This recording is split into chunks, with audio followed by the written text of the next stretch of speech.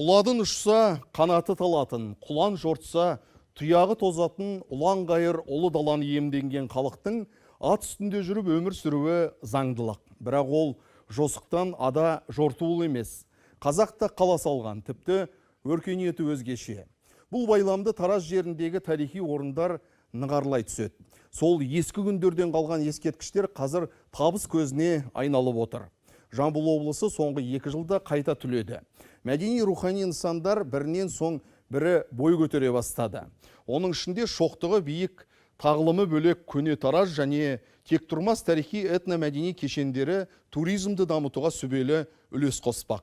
Өңірдің 80 жылдығында сыйға тартылған керемет кешеннің жұмысымен тілшіміз Руслан Бақытбекұлы танысып қайтты. Ежелгі Тараз қаласының төл тарихын толығымен бейнелейтін тектұрмас этнотарихи кешені Талас өзенінің жоғарғы жағалауындағы таулы беткейдің 24 гектар аумағын алып жатыр. Сан ғасыр болған тарихи оқиғалардың толық хронологиясын көруге мүмкіндік береді. Тектұрмас этнотарихи кешенінің кіреберістен ақ айбатын арттырып тұрған көне Тараз қақпасы. Шығыс стилінде салынған қақпаның биіктігі 20 метр, ал ені 32 метрді құрайды.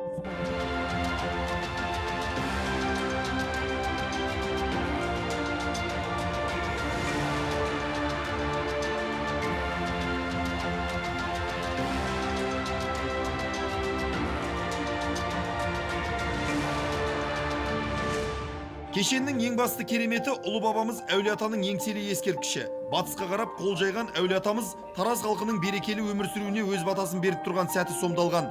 Айта кетерлігі, бұл алып ескерткіш биіктігі мен салмағы жағынан да республикадағы ең үлкені. Бұл кешен мына біздің халқымыздың үлкен тарихи жолдан өткендігінің көрінісі.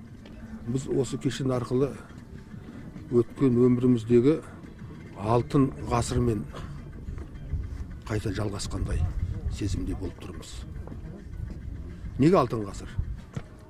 Әулиеата Қарахан кезеңі, бұл кезең мынау біздің жерімізге, Әулиеата жеріне, жалпы қазақ жеріне ислам өркениетінің келген кезеңі. Сол өркениетті осы жерге алып келген, орнықтырған тұлғалардың басында Әулиеата Қарахан тұр.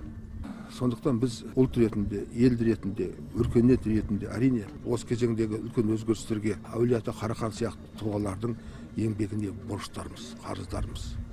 Біз осы кезеңмен жалғаса отырып өзіміздің болашағымыз жасаймыз. Әлемдік өркениеттен, әлемдік кеңістікте өз орнымыз табатын боламыз. 80 жылдыққа арналып ашылған сәулет құрылыстарының сүбелісі һәм теңдесі жоқ тарихи нысан көне Тараз тарихи этномәдени кешені. Сағат стелласы мәдени кешенде орналасқан биік нысан. Биіктігі 40 метр. Әрбір сағат сайын дыбыс беру тетігі іске қосылып, қала тұрғындарының назарын уақытқа аударып отыратын болады.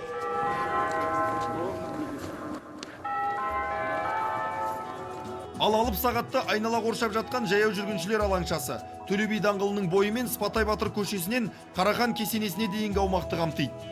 Қолөнер шеберлерінің галереясы 2 қабаттан тұрады. Өңірде бірен-саран шеберлер болмаса, ата дәстүрді аманаттағандар аз қалды. Осы олқылықтың орнын толтыру үшін бұл галерея тарихы терең жатқан өнер түрін заманауи тұрғыда дамыту және сол қолөнер бұйымдарын көпшілік назарына ұсына отырып, облыстың туризм саласын өркендетуде айтарлықтай өз үлесін қосады деп көзделуде. Ал халық жазушысы Шерхан Мұртаза атын алған руханият және тарихтану орталығы тарихымызды тереңнен танып білуге, өнеріміз бен мәдениетімізді, әдебиетіміз бен салт дәстүрімізді жаңғыртар рухымыздың өзегі болар бірден бір мекеме.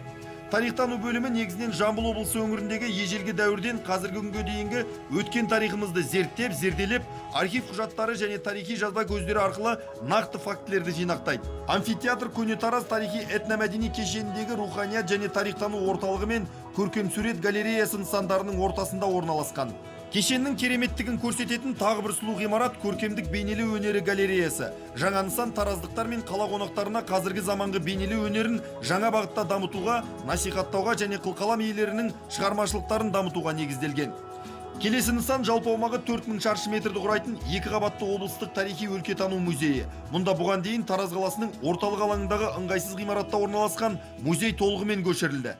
Үлкен зәулім орталық музей шығыс үлгісіндегі салынған музей. Бұның өзінде бірнеше залдан тұрады.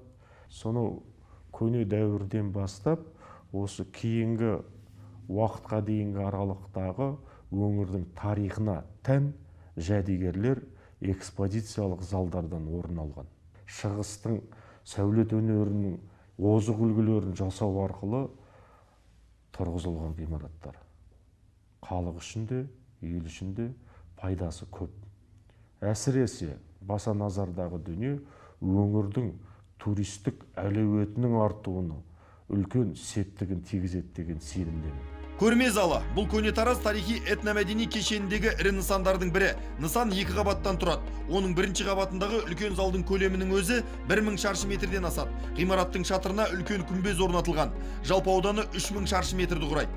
Жаңашылған рухани нысандар мұнымен тоқталған жоқ. Солардың бірі Асқар Тоқпановтың ескерткіші. Жамбыл облыстық қазақ драма театрына Асқар Тоқпановтың есімі берілді. Тағы бір ескерткіш Алатаудың ақиығы атанған Кенен Әзірбаевқа орнатылды. Қазақтың әйгілі халық ақыны, әнші, композитор, еліміздің еңбек сіңірген өнер қайраткерінің ескерткіші Баласағұн орталық концерт залы ғимаратының алдынан орын алды. Әуендер әлемі Ықылас Дүкенұлы атындағы қалалық мәдениет үйінің маңында орналасқан алаңның аумағы 700 шаршы метрден асады. Биіктігі 6,5 метр. Стелланың айналасына 30 тұғыр тас орнатылған. Ондағы қойылған 60 жұлдыз белгісіне еліміздің мәдениетіне сүбелі үлес қосқан тұлғалар мен өнер жұлдыздарының есімдері жазылған. Тараз Арена спорт кешені аумағындағы даңқты спортшылар алаңы. Нысан әр жылдары спорт сайыстарында ел намысын абыройлы қорғаған, Жамбыл жұртшылығының мерейін асырған спортшылардың құрметіне орнатылып отыр. Тараздағы тағылымы мол тарихи той рухани жаңғырудың жаңа үлгісін көрсетті. Басысы бір күндік мал шашпақ, даңғаза думан болған жоқ. Келер ұрпақтың руханиятына, әдебиеті мен мәдениетіне, тәрбиесі мен тағылымына қызмет ететін ғибратты кешендермен есте қалды. Руслан Бақытбекұлы, Руслан Ахатіллә, 7 күн, Жамбыл облысынан. Біз сипаттаған 7 күн осындай. Келер сенбіде кездескенше. Хабарлықтар амандықтарыңызды тілейді. Ұлттық санамыз жаңғырып, елдігіміз жасай берсін мәңгілік.